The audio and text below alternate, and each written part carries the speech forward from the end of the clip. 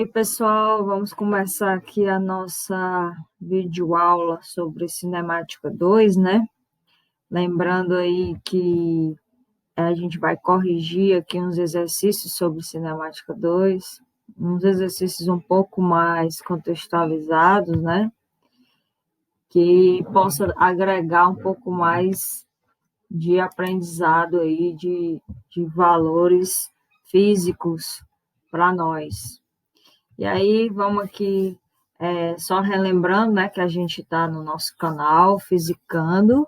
A gente tenta fazer física de maneira direta e simples. Então, espero que você curta aí. Vamos lá. A primeira questão fala o seguinte, que a órbita do planeta Terra em torno do Sol possui uma distância aproximada de 930 milhões de quilômetros. Sabe-se, né, que o ano possui 365 dias e 5 horas. A velocidade média exercida pela Terra ao executar essa órbita é de aproximadamente quanto?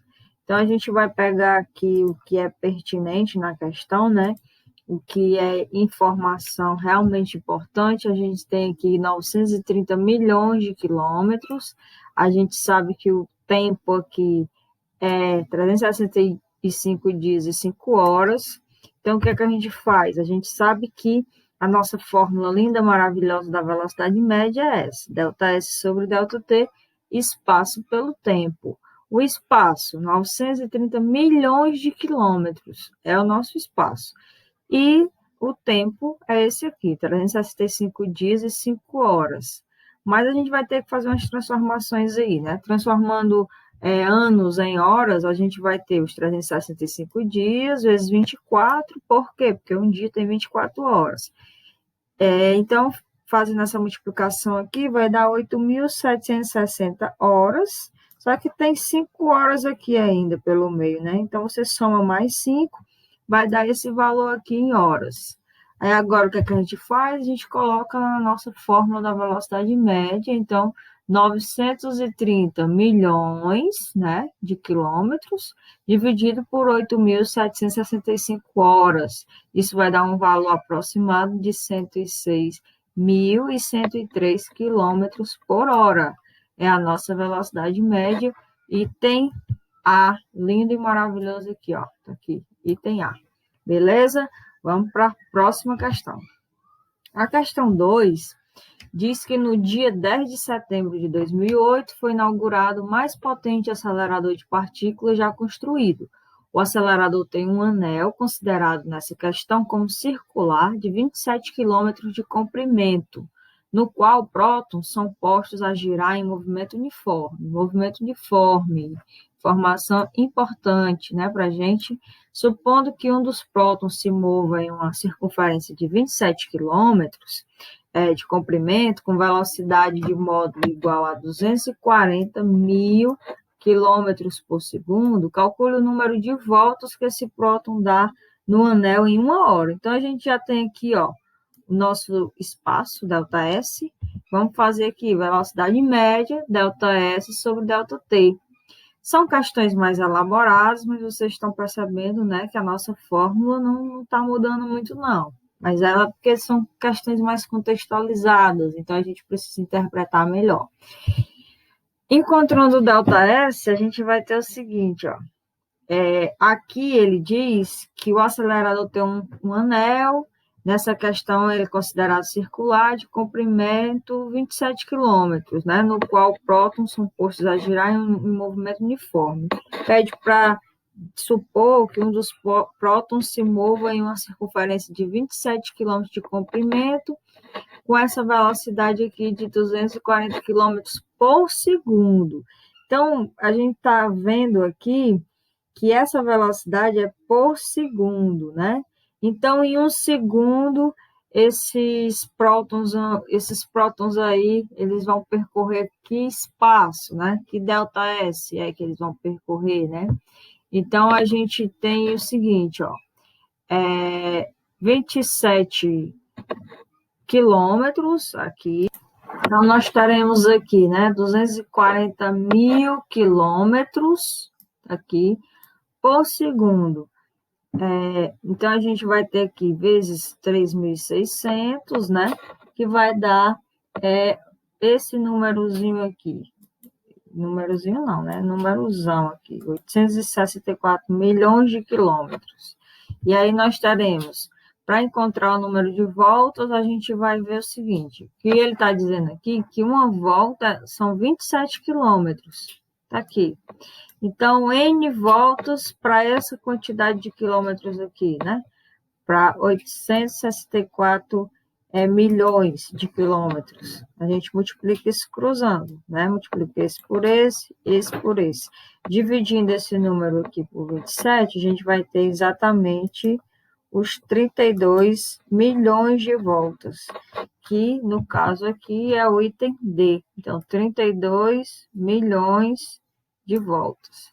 Beleza? Vamos lá para a questão 3. A questão 3 diz que astrônomos observaram que a nossa galáxia, a Via Láctea, está a 2,5 vezes 10 elevado a 6 anos-luz de Andrômeda, a galáxia mais próxima da nossa. Com base nessa informação, estudantes em uma sala de aula afirmaram o seguinte. Primeiro, eles disseram assim, a distância entre a Via Láctea e a Andrômeda é 2,5 milhões de quilômetros. Primeiro, pessoal, anos-luz é uma grandeza física de distância, certo? O que é que isso quer dizer? Que um ano-luz é a distância percorrida pela luz em um ano, andando com essa velocidade aqui, de 3 vezes 10 elevado a 8 metros por segundo, que é a velocidade da luz no vácuo, tá certo?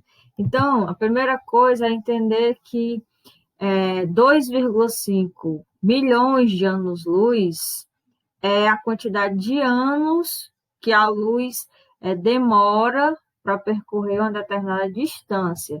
Então, isso aí está em anos, não em quilômetro, como está dizendo aqui, de quilômetro, não é isso. Então, o item 1 aqui está errado, certo? Aí depois ele diz assim, a distância entre a Via Láctea e Andrômeda é maior que 2 vezes 10 a 19. Agora sim, para a gente saber a distância, aí a gente vai ter que transformar essa quantidade de anos-luz aqui em quilômetros. Aí a gente vai fazer o quê? A questão está dizendo que um ano tem aproximadamente 3 vezes 10 elevado a 7 segundos.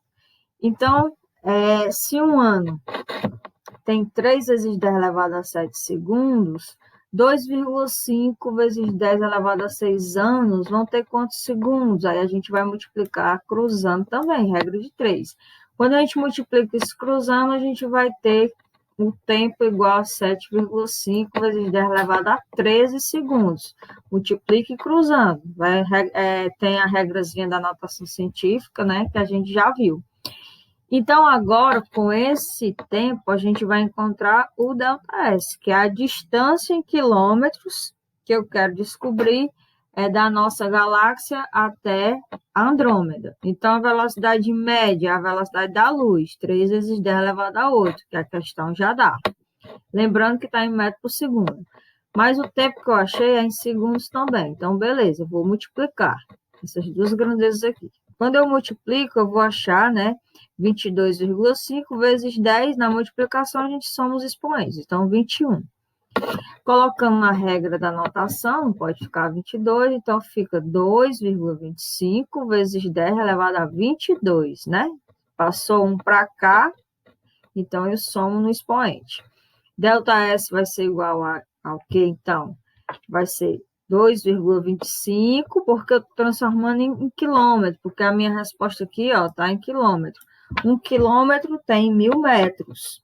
Então, para eu transformar aqui de metro para quilômetro, eu divido por 1.000, mas eu já coloquei notação científica, ficou 10 elevado a 3, né? 1.000 é igual a 10 elevado a 3, é a mesma coisa. Então, dividindo aqui é como se tivesse 1, né?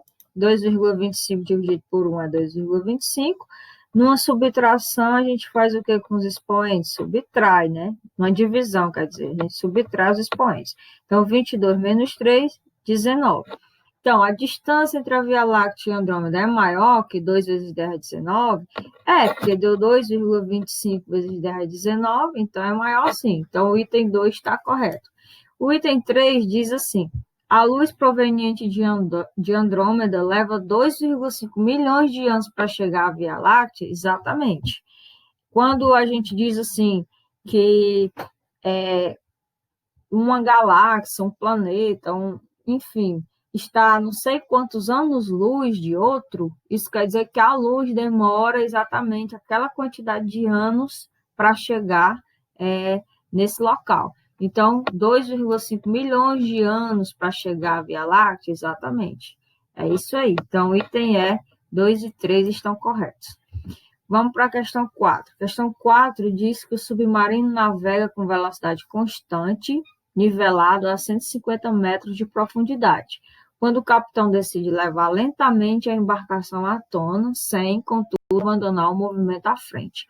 Comunica a intenção ao timoneiro, que procede ao esvaziamento dos tanques de lastro, controlando-os de tal modo que a velocidade de subida da nave fosse constante. Se a velocidade horizontal antes da manobra era de 18 km por hora e foi mantida, supondo que a subida tenha se dado com velocidade de 0,9 km por hora, o deslocamento horizontal que a nave realizou do momento em que o timoneiro iniciou a operação até o instante em que a nau chegou à superfície foi em metros de quanto? Muita informação, né? Então, 150 metros de profundidade, é isso aqui que ele tá certo? 150. Aí, o que é que acontece aqui? Ele vai subir. Só que ele vai subindo e também vai tendo velocidade horizontal. Isso quer dizer que ele vai ter um deslocamento também, um ΔS aqui, horizontal. É isso que a questão está pedindo. Aí ele tem uma velocidade horizontal de 18 e uma vertical de 0,9. Ficamos atentos a isso. Aí, para a gente fazer essa questão, a gente primeiro tem que calcular o tempo de subida dele, que vai ser o espaço que ele vai percorrer na vertical, né, para subir, e a velocidade que ele tem na subida. Dividindo aqui, ó, 0,15 por quê? Porque eu transformei os 150 metros em quilômetros, porque a velocidade está em quilômetros. Aí por que deu 0,15? Porque eu dividi os 150 por 1.000, né? 1 quilômetro tem 1.000 metros, então a gente divide. Dividindo aqui, deu 0,17 horas. Para eu saber o deslocamento horizontal, eu vou pegar e vou fazer o meu ΔS, sendo a minha velocidade horizontal, vezes o tempo que ele levou para subir. Quem é a velocidade horizontal? 18. Está dizendo na questão que é a minha velocidade horizontal. Quem é o meu tempo? 0,17, que a gente encontrou aqui. Multiplicando, deu 3,06. Por que deu assim, quebrado? Porque, na verdade, quando a gente divide aqui, vai dar 0,1666, uma dízima. Aí eu arredondei para 0,17. Então, vai passar um pouquinho, certo? Então, deu 3,06 quilômetros, mas as respostas aqui estão em metros. Aí a gente faz o quê? A gente multiplica por 1.000. Deu 3.060. Por que deu assim? Porque eu arredondei para 0,17. Qual é a resposta mais próxima? É o item B, 3.000 metros. É isso. Item B, beleza? Questão 5. A questão 5 eu vou responder no outro vídeo, tá bom? Para o nosso vídeo não ficar muito grandão, questão 5, das 5 a 10, vai estar lá no outro vídeo. Então, vamos parar esse por aqui e a gente volta com outro vídeo. Beijão!